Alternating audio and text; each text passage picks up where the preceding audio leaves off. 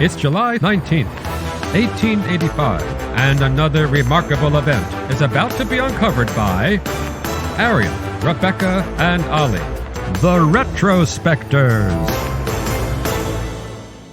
When you think of surfing, you inevitably imagine, I'm sure, long-haired, chilled-out bored dudes. Your mind probably doesn't leap to buttoned-up military students with HRH in their names.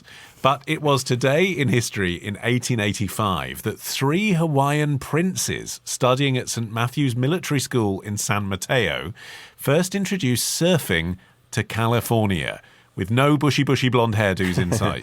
Yeah, the 3 Hawaiian princes were David Kawānanakoa, Edward Keliʻiahonui, and Jonah Kūhiō Kalanianaʻole. And they were, as you say, Ollie, studying in the Bay Area Military School, and they paddled out of the ocean off Santa Cruz on these 17-foot redwood planks, which seems to be an act of what was most likely summer boredom, a little bit of homesickness, and also their pure ingenuity to kind of fashion these boards and go out there themselves. But they instantly captured the imagination of the locals, not least because they were on a particularly busy beach when they did it.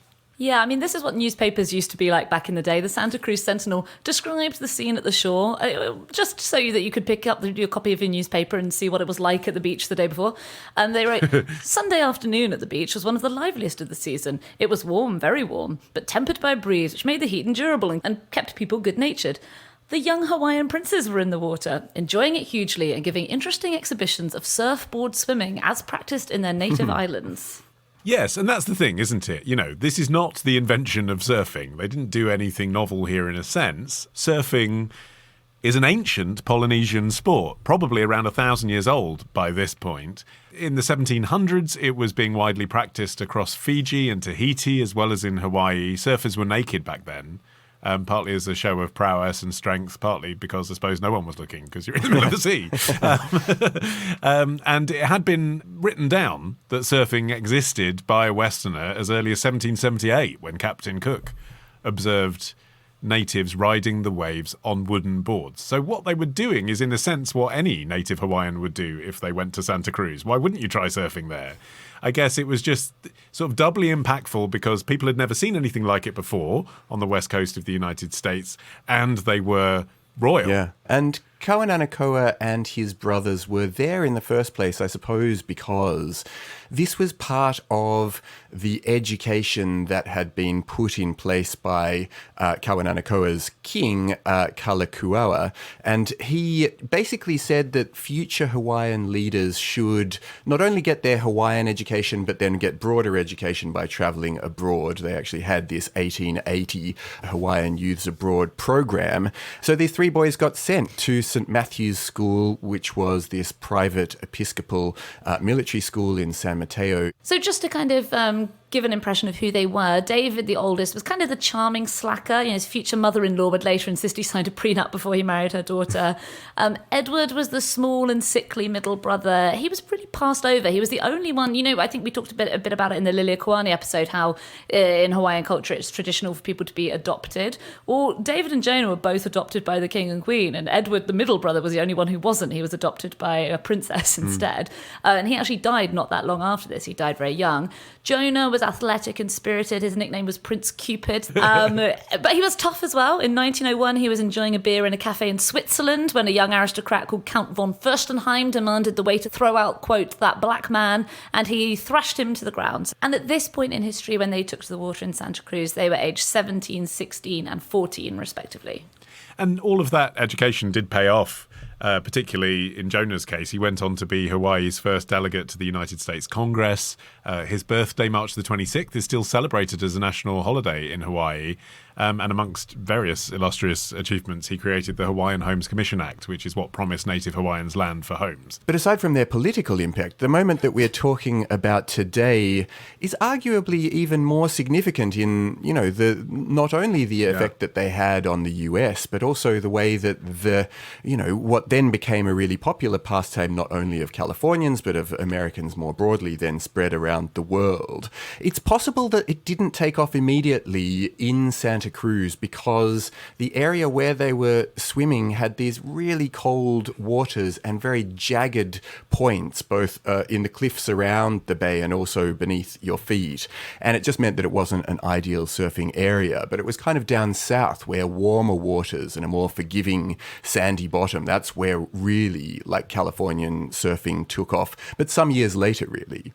Yeah, well, to begin with, people were just trying to imitate what they'd once seen, which is difficult if you've never made a surfboard, for example. I mean, these guys were quite comfortable, felling a redwood and making a surfboard out of it, which in itself, by the way, was long, like longer than you'd think, more like an Olo board that you'd have in Hawaii, so up to 7 meters long.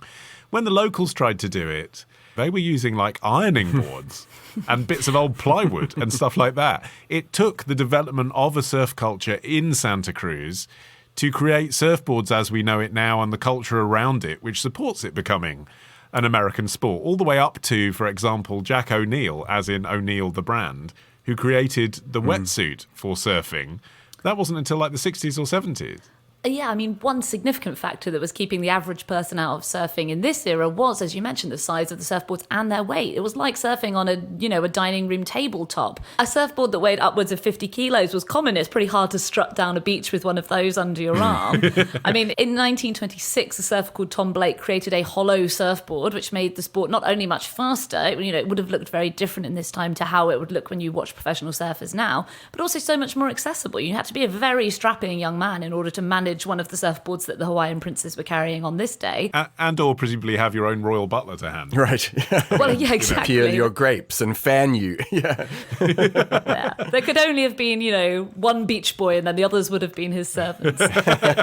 But, when Pete Peterson made the first fiberglass surfboard in 1946, that was really on the verge of that Californian surf culture. And without it doesn't sound very glamorous, but without a fiberglass board, laid-back surf culture wouldn't be possible. And incidentally, all of that, in 1946 is a really important era, all of that boom just post-war was the thing that really did it, because US servicemen stationed in Hawaii had seen the Hawaiians actually surf and then brought back something that was much closer to what the Polynesians had been doing. Yeah, that's the funny thing. This moment where the Hawaiian princes brought surfing to Santa Cruz was kind of more lore that was shared orally for generations rather than actually being substantiated right up until the 1990s when Santa Cruz researchers managed to excavate through the history of like archival documents and photos in both Hawaii and California. And they located this, and it really stirred up this wave of local pride for the